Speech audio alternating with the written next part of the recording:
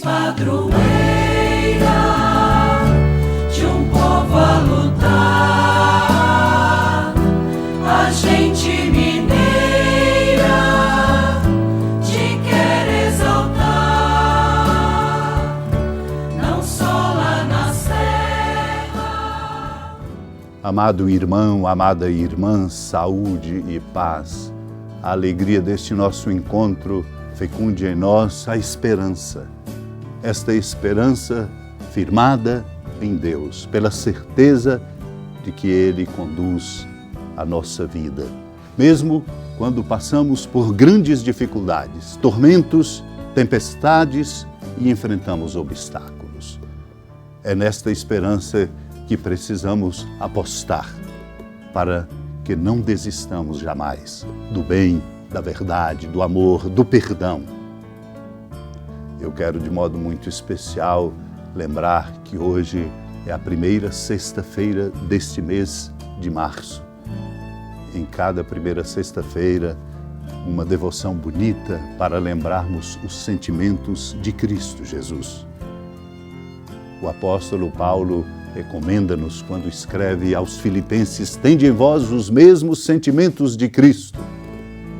Só na medida em que tivermos os mesmos sentimentos de Cristo é que estaremos à altura da vivência da nossa dignidade de filhos e filhas de Deus. O sentimento principal do coração de Cristo é a misericórdia. A misericórdia que Ele, Filho, revela de Deus, o Pai de todos nós. Que revela esta misericórdia nele, Cristo. Por isso assume a nossa condição humana igual a nós em tudo, exceto no pecado, e se oferece para a nossa salvação. Vamos cultivar o sentimento de misericórdia entre nós, não para negociar o inegociável, não para abrir mão da verdade e do bem, mas para que entre nós laços de fraternidade, de solidariedade se estabeleçam exatamente por sermos misericordiosos. Que a palavra que agora vamos ouvir nos ajude nesta prática e assumir este propósito de sermos misericordiosos, o grande sentimento do coração de nosso Deus. Naquele tempo, o mestre da lei aproximou-se de Jesus e perguntou: qual é o primeiro de todos os mandamentos? Jesus respondeu: o primeiro é este: ouve, ó Israel, o Senhor nosso Deus é o único Senhor. Amarás o Senhor teu Deus de todo o teu coração, de toda a tua alma, de todo o teu entendimento e com toda a tua força. O segundo mandamento é: amarás o teu próximo como a ti mesmo. Não existe outro mandamento maior do que estes. O mestre da lei disse a Jesus: muito bem, mestre, na verdade é como disseste. Ele é o único Deus e não existe outro além dele.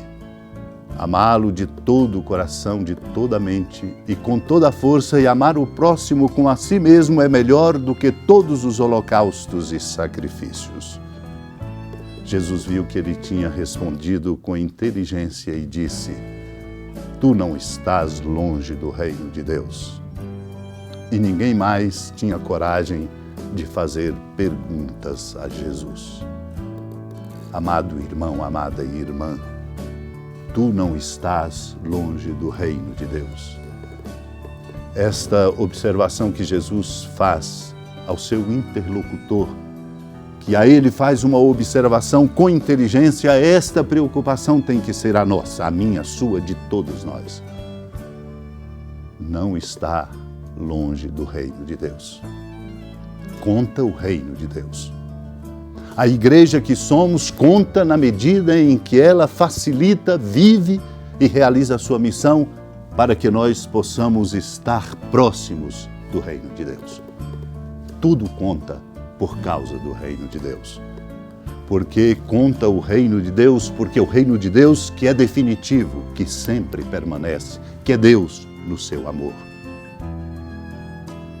Por isso mesmo, precisamos avaliar sempre e decisivamente o modo como vivemos.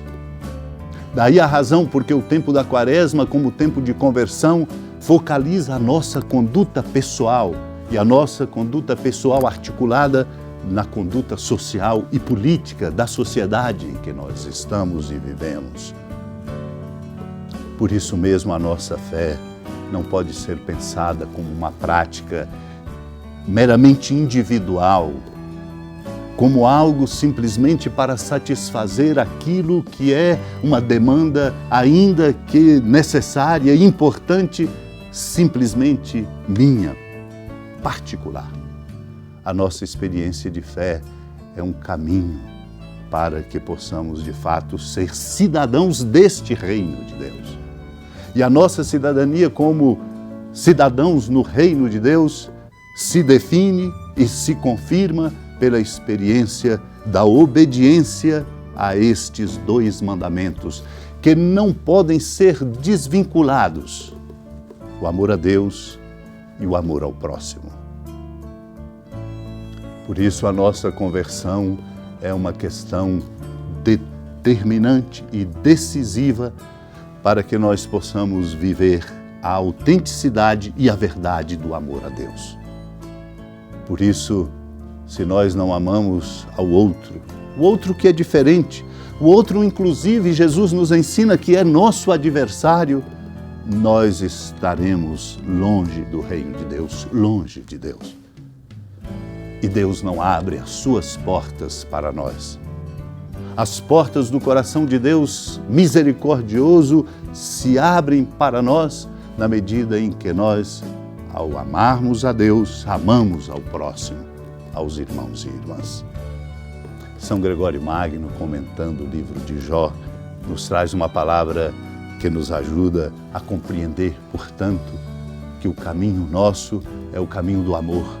E o caminho do amor a Deus e aos irmãos, nós o experimentamos nesta experiência bonita de celebrarmos a paixão do Senhor, caminho para o qual nós estamos nos dirigindo. Por isso ele diz: não nos seja inútil o sacramento da paixão do Senhor, porque devemos imitar aquilo que recebemos e anunciar aos outros o que veneramos nesta paixão do Senhor. O clamor de Cristo fica sufocado em nós se a língua não proclama aquilo em que o coração acredita. Para que esse clamor não seja sufocado em nós, é preciso que, na medida de suas possibilidades, na possibilidade de cada um de nós, cada um manifeste aos outros o mistério de sua vida nova. Compreendemos então esse desafio que nos é posto nesta passagem do Evangelho de Marcos. A inseparabilidade do amor a Deus e do amor ao próximo.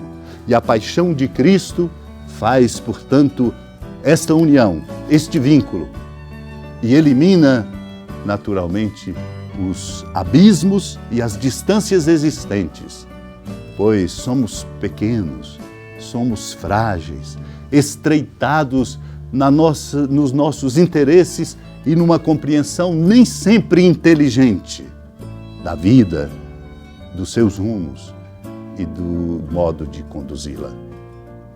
Portanto, é preciso voltar, como nesta sexta-feira, o olhar para Ele, Cristo, a experiência bonita da prática de piedade da Via Sacra nos coloca nesta sintonia, para que nós possamos, olhando a paixão de Cristo, meditando-a e celebrando-a, nós possamos de fato cultivar em nós estes sentimentos que nos capacitem para amar a Deus e amar ao próximo.